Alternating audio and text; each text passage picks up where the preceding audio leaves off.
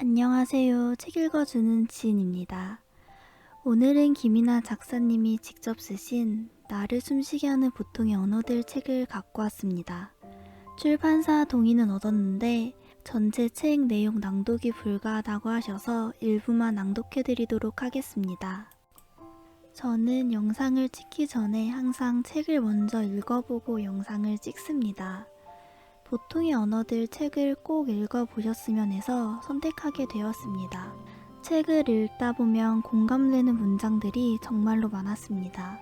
저도 모르게 고개도 끄덕이면서 책을 읽은 것 같네요. 책 내용 중에 실망은 결국 상대로 인해 생겨나는 감정이 아니다. 무언가를 바란 기대를 한 또는 속단하고 축축한 나에게서 비롯되는 것이다. 이 부분이 공감됐습니다. 이번 영상에서는 책 일부만 낭독해드리지만 시간이 괜찮으시다면 직접 구매하셔서 읽어보시는 것도 좋을 것 같습니다. 그럼 책 읽어주는 지인 시작하겠습니다. 김이나 작사님의 소개를 간단히 하자면 작사가 겸 방송인으로서 1979년 서울에서 태어나셨습니다. 유년 시절 할머니, 할아버지의 칭찬과 사랑을 부족함 없이 받으며 자랐고 어른들이 만들어 놓은 세상의 프레임에 속지 않겠다는 당돌함과 슬픈 영화 속 주인공의 얼굴만 보아도 눈물이 핑 돌던 섬세한 감성을 고루 갖춘 어린이로 성장했습니다. 직장 생활을 하던 중 작곡가 김형석을 만난 계기로 작사가의 길에 들어서게 되었고 히트곡만 300여 개가 넘는 작사가가 되었습니다. 2019년에는 오랫동안 꿈꿔왔던 라디오 DJ가 되었고 MBC 라디오 부분 신인상을 수상하기도 했습니다. 그녀는 따뜻한 시선과 이성적인 태도를 함께 지닌 그리고 이것을 누구보다 선명하게 표현하는 사람이었습니다. 보잘것없고 부끄러운 부분은 누구에게나 있고 오히려 그로 인해 스스로를 더욱 빛낼 수 있다고 생각하며 오늘도 쳇바퀴 도는 일상 속 특별함을 꿈꾸면서 살아가고 있습니다. 보통의 언어들 콘텐츠를 보면 파트 1, 2, 3로 나누어져 있습니다. 파트 1에서는 관계의 언어, 파트 2에서는 감정의 언어, 파트 3에서는 자존감의 언어에 대해서 설명되어 있습니다. 저는 파트 1, 2, 3 내용 중에 소개해드리고 싶은 부분을 낭독해드리도록 하겠습니다. 파트 1 관계의 언어 내용 중 일부입니다. 있는 그대로의 모습으로 만인에게 사랑받을 수는 없다. 하지만 역으로 말하면 있는 그대로의 모습을 받아들인 소수와의 관계는 견고한 것이다. 한 번도 실망시키지 않고서는 나는 누군가와 진실로 가까울 자신이 없다.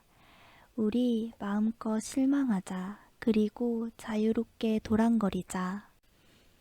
10명의 사람 중 2~3명에게서 미움을 받는다면 문제가 없어 보인다.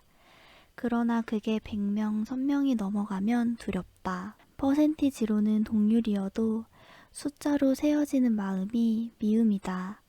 살면서 대하는 사람들이 늘어나며 어느 순간 이에 대한 선택을 하기로 했다. 그럼에도 불구하고 생긴 대로 살아야겠다는 것 말이다. 방송을 하면서부터 더더욱 그랬다. 어쩔 수 없이 호불호의 평가를 받아야 되는 일을 시작한 이상 내 방향성은 더 명확해졌다. 그건 바로 대충 미움받고 확실하게 사랑받는 것이다. 소중한 것은 글자가 뜻하는 것처럼 힘을 들여 지켜야 하는 것임에도 우리는 종종 말로만 그것을 소중하다 칭한 채 방치한다. 그래서인지 가사 속에서 소중하다는 말은 주로 과거형으로 쓰이는 경우가 많다. 소 잃고 외양간 고치는 말 같기도 하지만 세상의 모든 소중한 것들은 그것이 유한하기에 그렇다. 꽃을 보고 드는 반가운 마음은 이것이 곧 시들 것을 알기 때문이고 청춘을 예찬하는 이유도 쏜살처럼 빨리 사라져 버림을 알기 때문이다. 그러나 인간은 망각과 적응의 동물이기에 이 유한성을 잊는다. 우리는 모두 언젠간 떠나기에 하루하루는 소중하다. 이처럼 우리는 매일같이 이별에 가까워지고 있다. 파트 2 감정의 언어 내용 중 일부입니다. 중학생 시절 집으로 가는 할아버지의 뒷모습을 본 장면이 이상하게 잊히질 않는데 바로 그 장면의 제목이 내겐 서글픔이다. 서글픈 누군가는 슬픈 누군가, 서러운 누군가와 달리 본인 스스로는 정작 슬프지 않을 수도 있는 가능성이 열려 있다. 서글픔에는 왠지 모르게 그 풍경에서 느껴지는 애틋한 아픔이 담겨 있다. 즉, 나의 감정이 개입된 말인 것이다. 그렇기 때문에 누군가를 서글프게 본다는 문장에는 이전의 히스토리가 담겨 있다. 이미 그 사람을 소중하게 여기는 마음이 없다면 느낄 수 없는 감정이니까. 파트 3 자존감의 언어 내용 중 일부입니다.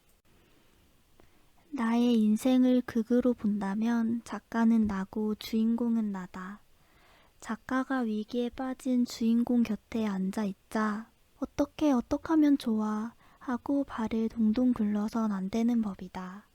걱정에 빠진 내 인생의 주인공인 나를 위해 작가인 내가 할 수 있는 건 다음 회차로 이야기를 진전시키는 것뿐이다. 내가 할 수 있는 최선을 다하고 순리의 모든 걸 맡기는 것.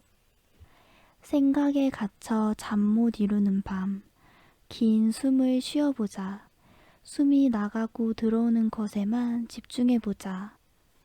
나는 숨을 쉬고 있다. 이렇게 잘 살아있다. 걱정에 빠진 나를 구원하기 위해 가만히 숨을 쉬며 누워있다.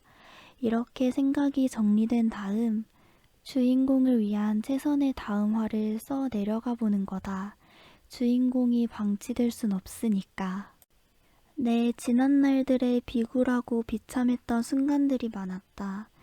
모르긴 몰라도 저렇게까지 해야 하나 하는 시선도 많았을 것이다. 중요한 건 빛나는 재능만으로는 할 수 없는 게 살아남기라는 것이다. 금 밖으로 나가면 게임이 끝나는 동그라미 안에서 변두리로 밀려나 휘청거리게 되는 순간들이 있었고 아마 앞으로도 몇 번은 더 올 것이다. 그때 볼품없이 두 팔을 휘저어가며 다시 균형을 잡으려고 애쓰는 것. 그 멋없는 순간 스스로 겸연쩍어 선 밖으로 나가 떨어진다면 잠깐은 폼날지언정 더 이상 플레이어가 될 순 없다. 기억하자. 오래 살아남는 시간 속에 잠깐씩 비참하고 볼품없는 순간들은 추한 것이 아니란 걸. 아무도 영원히 근사한 채로 버텨낼 수는 없다는 걸.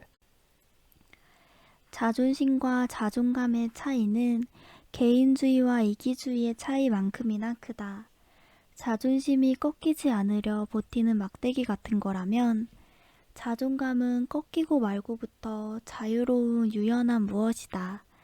자존심은 지켜지고 말고의 주체가 외부에 있지만 자존감은 철저히 내부에 존재한다. 그래서 다른 누가 아닌 스스로를 기특히 여기는 순간은 자존감 통장에 차곡차곡 쌓인다. 선행에는 누군가에게 보이기 위한 욕망이 부록처럼 딸려온다.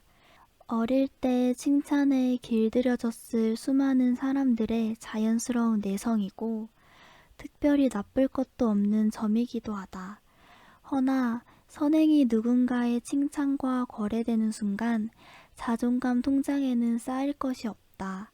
나의 대견함을 알아주는 주체를 타인에게 넘겨버릇하는 게 위험한 이유이다. 김이나 작가님의 나를 숨쉬게 하는 보통의 언어들 책은 여기서 마무리하겠습니다. 지금까지 책 읽어주는 진이었습니다. 다음 책에서 다시 만납시다. 들어주셔서 감사합니다.